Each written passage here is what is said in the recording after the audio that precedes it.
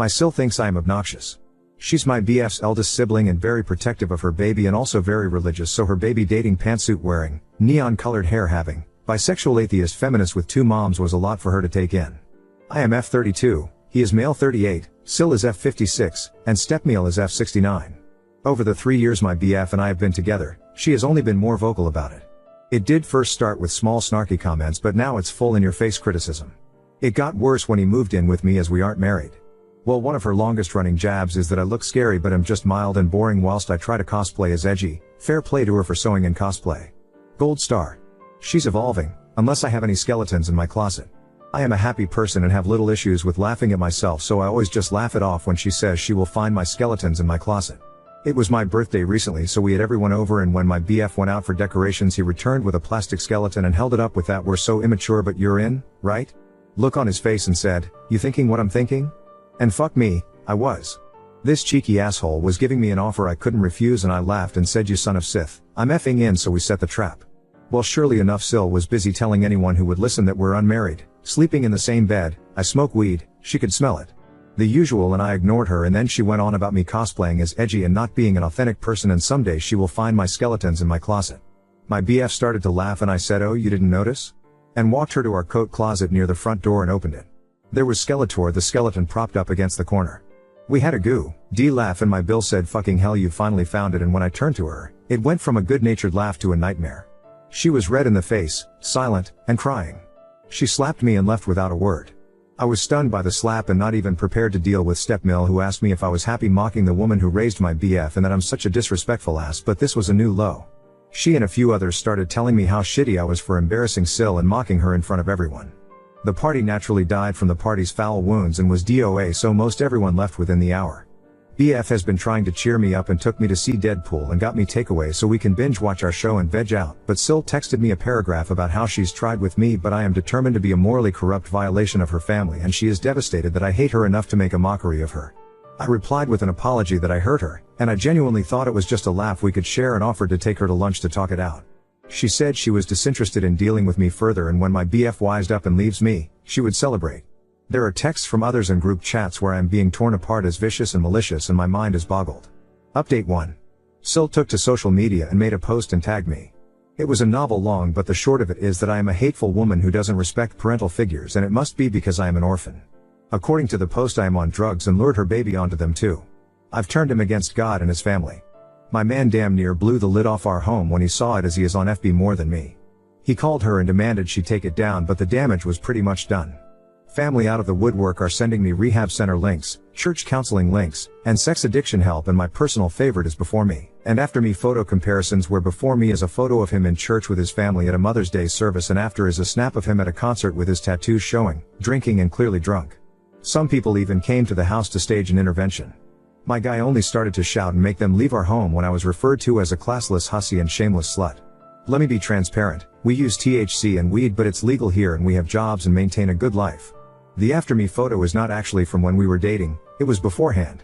And I am not an orphan. Sil is married to an alcoholic who just recently got hammered and wrecked their car, then got arrested for being belligerent with the police and refusing to leave after his car was towed. All over some freaking dummy? Oh, and I am a shameless slut. So that one felt like a compliment. So I talked with him about limiting contact and he got upset. He loves his family, and despite this freak show, he loves his sister. He got stressed out and started to have a panic attack. I helped him recenter, got him water, and held him until he was calm again, and he asked we give it a bit of time to die down and he will try to talk sense into Sil. So we're giving it fucking time. I'm not mad at him, I know this is hard for him, but this is crap, and I am being bombarded with texts and even emails telling me I am some demon woman who is shooting up my so who hates Christians, and none of that is even true. Update 2.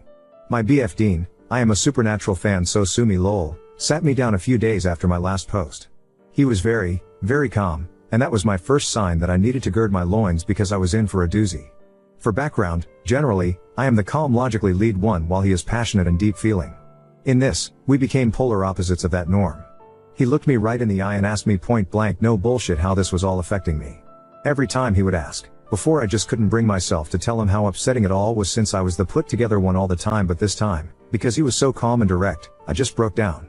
Nightmare isn't the word. It was hell. We live around what is known as a small big city, meaning it's big sure, but once you get in certain circles you find that everyone knows you and you know most everyone, or at least someone who knows them. So, in a way, it can be like a small town. Our state is generally religious outside our city. So rumors spread. With my Sills, I will call her Ren going forward, social media attacks on me, it was the scuttlebutt everyone craved. Some people sided with her, not most, but enough. I was getting dirty looks and rude treatment. My hairstylist is their cousin and she told me she can't work on my hair anymore until this is resolved, as she was getting pressure from the family, i.e., Ren and stepmeal Penny. It was schoolyard and immature, but it was enough to make me feel bad. I got done saying all this to Dean, and he said, okay then, we will block them. So matter of fact, I knew it is a hard thing to decide on for him, as he loves the shit out of his family and they are his world, so I pushed back at the idea, saying as much and that I could never stand in the way of him and his whole family. I started to cry harder, and he had to sit me down and get me some wine and water and blanket burrito-ed me and hugged me until I could talk again. I said I couldn't live with myself knowing I made him choose me over his family, and he said I hadn't made him, they did. We then started talking logistics because he wasn't budging. I was sad the whole time, because I am usually tough and have a don't give a shit attitude, but he is so close to them and I am not overly close with most of my own family. I hated taking something so rare and beautiful away from him, my fault or not. We cut them off. Blocked almost everyone after sending a text about what was happening and why. And worse, it was Ren's birthday party the next day. I took my guy to a festival happening in the city so he wouldn't have to think about it, and we were out until 2 or 3 the next morning. When we got home, our neighbor said we had a lot of people coming to knock on our door. 1 or 2 at a time. And a couple then asked our neighbors if we were home. Later, when I was making lunch, the police came by for a wellness check. They said his mother is concerned about him. Him. Not me. Just him. Dean said coldly that his mother is dead, and if his father's wife sent them, he wanted it on record that they were not in touch and he wanted no contact. Penny was at our door by dinner. Some of this was before I got into the room because I was cooking, but Dean told me he heard a knock and thought it was the neighbors and opened without looking. Ren was standing there, eyes red as if she had been crying. She asked to come in, and he said no, so she started to cry, loudly, and I heard it and came to see what the fuss was. She had fallen into him sobbing and wailing, asking what she did that was so wrong that he's treating her like this. That he's her baby, and she loves him, but he is so cold and mean to her now and all that bullshit. I was angry, but I saw his face, he was tearing up and pushed her away, asking her to leave. That's when she saw me. She was sobbing an apology like, I am so sorry if I ever made you feel like you're not family. You won. Please don't take my baby from us. She went on to say if this is about their religion then they won't pray around me and stuff like that, and when she finally stopped rambling I said it was not about their religion. I am an atheist, sure, that's my choice. But I don't mind people having faith in something. I actually somewhat envy people who do, as I just don't and probably can't. I told her it was about my treatment from her and others in the family. That I was cast as the villain for almost 3 fucking years and I was prepared to grin and bear our whole natural lives, but then she gets nastier with me with the gossip mill, and above all that, she put hands on me. She had the absolute gumption, gall to slap me, and the family collectively decided to let that slide. I won't tolerate physical abuse. I had an abusive ex. I won't be accepting that. Ever. Honestly, that was the singular thing that made me realize 2 things. She will never respect or care about me, and more, that I can never respect her ever from that moment on. It all just flooded out of me. I never yelled. I was just firm and direct about it. This is what happened. This is the hurt you did, and here are the consequences. She practically collapsed in our home wailing by the time I finished, and she would interject, okay, you hate me, I get it, or I'm sorry. I'm so sorry, and things like that. I asked Dean to get her water, and he did. When he returned and handed her the glass, he said she should drink something, and she shook her head and said that she couldn't. We asked her if she hurt herself getting to the ground, and she just got really calm and wiped her eyes and had this weird frown, tears still streaming down. She told us that she came to apologize, and she apologized, but we've been clear we don't want anything to do with her or the family, and that breaks her heart. She can't eat or drink anymore because life is not worth living knowing Dean hates her. Dean shook his head but said nothing other than don't mistreat yourself like that. That's not fair. Then she just walked through the door and said that I won, he's mine, and to please take care of him for her. The moment the door closed, Dean started to cry. I tried to comfort him, but he pulled away. He said he isn't mad at me or anything, but that was just a lot, and he feels like shit. He told me he knew she was being manipulative, but he almost wanted to take her apology because it's just been so hard and he knows she why. Spin this somehow to make us look as callous and hateful as possible, and his father would be ashamed of him. A week goes by, and Dean has cheered up a bit. He apologized to me for crying, to which I said he never has to apologize to me for his feelings or crying or anything like that, and that I am proud of him for being rational in an entirely irrational moment. He is making friends and picking up hobbies where family events would be like instead of mass and Sunday dinner. He goes to shoot hoops with a community group. He signed up for a patch on the community garden, and he's been taking the time he would usually take to hang out with Penny and help around the house to volunteer at the animal shelter down the way from our home. He came home this past Monday in a bad mood. He was honest that he was upset and would be bad company, so he needed space, so I obliged and went out with a friend. When I came home, he asked me to sit down and said he logged into social media, and a friend messaged him a post that Penny made about Ren asking for prayers. Ren was severely depressed and had quit doing much of anything according to the post, and she was suffering from the heartbreak of her life, but they didn't explain what that was. This friend of Dean's comment if there is anything we can all do, and Penny replied pray and nothing more.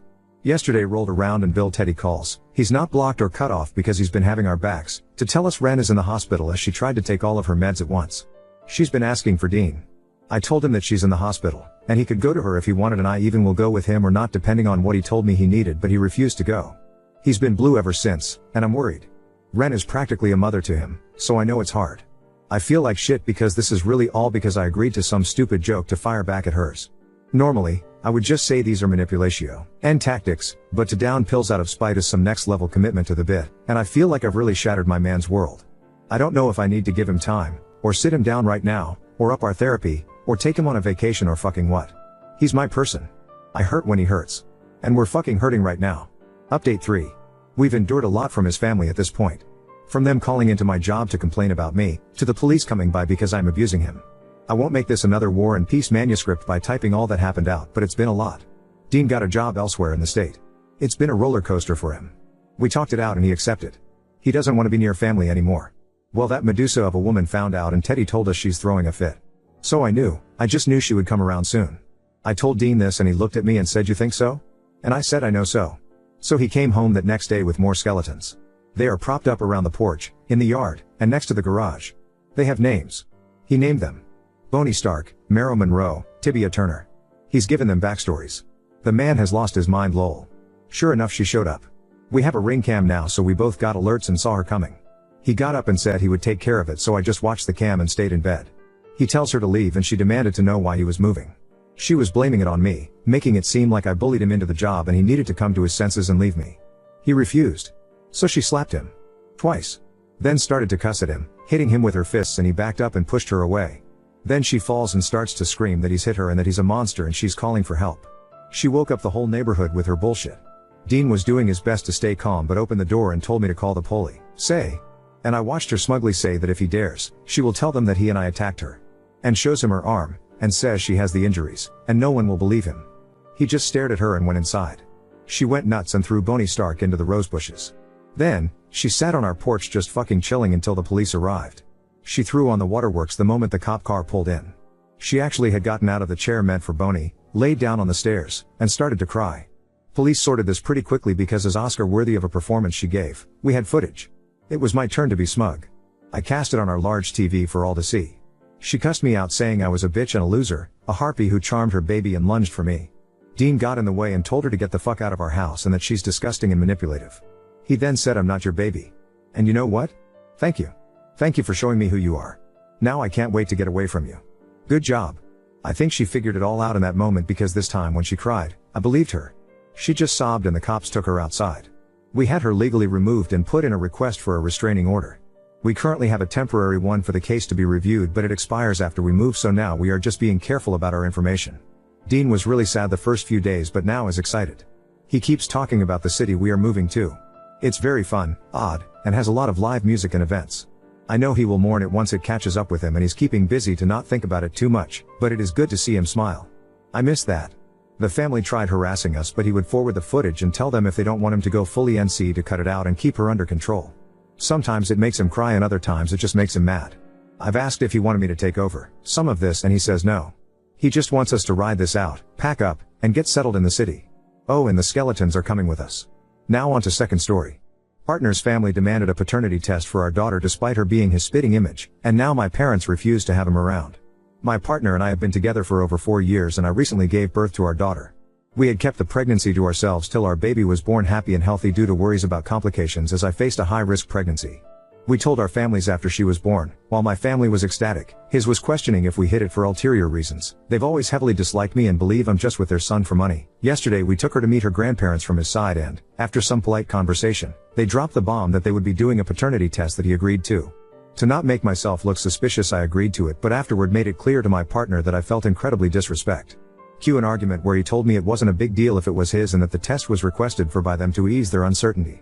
Fast forward to today, I was having lunch with my mother and told her about the incident, which left her pissed off and calling my partner a couple of names for insinuating I could have cheated.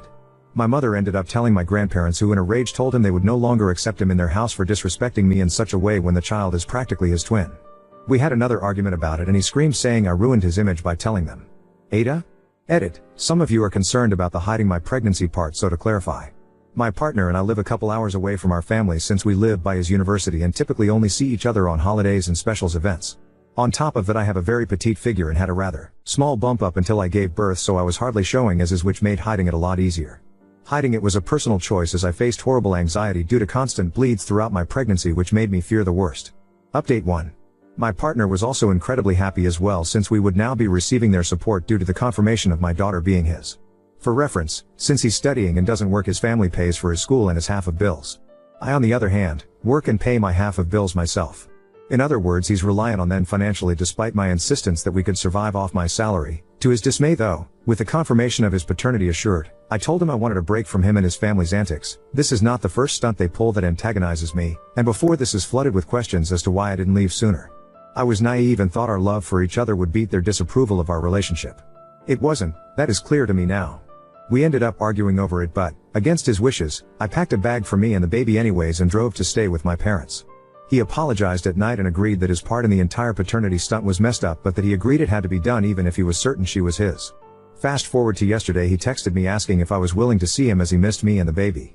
I agreed, assuming we could move past the whole ordeal. My family is still against him stepping foot in their house, so we ended up meeting at a park to walk around.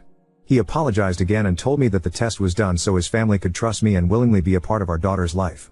Thought I admitted that I had no intentions of letting them be around her till they at least apologized to me. This heated him up and he began screaming, claiming that as her father I had no right to keep her from his family no matter what they did. I disagreed though, advising him that if they couldn't respect me they had no reason to be a part of her life.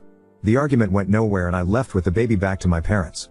He's since been texting and calling me saying that he'd take me to court if I deprive his family access to her. I don't think my position on the matter is wrong, but to him I'm an off for it. Edit. Before any more comments are made about my position about his parents. There's more to it than just the test.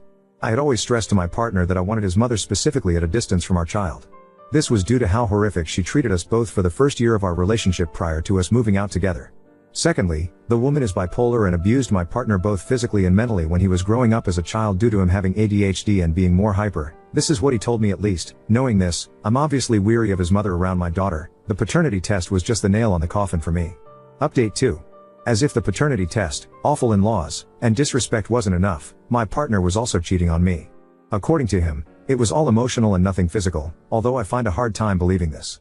Turns out this emotional affairs have been going since I was pregnant, with multiple girls. He got caught after deciding last second to meet up with one of them at 11 p.m. one night. He claims they were just playing poker with a group and weren't alone together. Likely story. He was ignoring my messages and calls, so I called his best friend, thinking he was with him, who gave him away. Since then, we obviously broke up and I moved down with my family and our daughter. Originally, I tried to be a bigger person and consider our daughter before my own feelings and decided to co-parent. He would come see her on weekends and for a while it worked. Soon enough he also moved down to his mother's house after his semester ended and he claimed our place was too much for him to pay alone. This, although maybe not a lie, wasn't his real reason for moving down. Due to his lack of attending class and poor grades he was kicked from his university. This is relevant for later. Fast forward a bit, and he's began demanding to have her overnight rather than only the day. I told him he couldn't because she was still strictly breastfed and needed me at all times. He decided to argue our custody at court once and for all. Granted, up until now, I hadn't asked him for a penny for our daughter ever or much of anything really. If he saw her it was his choice and I never made him pay me any sort of child support. After going to court, not only does he have to pay me quite a hefty sum for child support, but he wasn't even awarded partial custody. The court discovered that on top of not having a stable job, he also doesn't have a stable living situation after his mother kicked him onto the streets. Yeah, the mother dearest that he was at beck and call for left him homeless and disowned him after she discovered he was kicked out of his university. For as much as I want to say it's karma, I don't believe anyone deserves to be in any situation like that. That was all back in June. Now, he and I are doing better. He's moved into a studio and we agreed he could have her every other week plus on his off days from work. Admittedly, it's been hard to not break down whenever he's around me. I still feel a lot of the pain from when I discovered I endured so much just for him to find solace with other women. But, he and I have moved past it for the most part and are co-parenting without problems. Thankfully, I want to say I've come out stronger. Our daughter has become my main focus and I even advanced in my career to a place where I can live rather comfortably.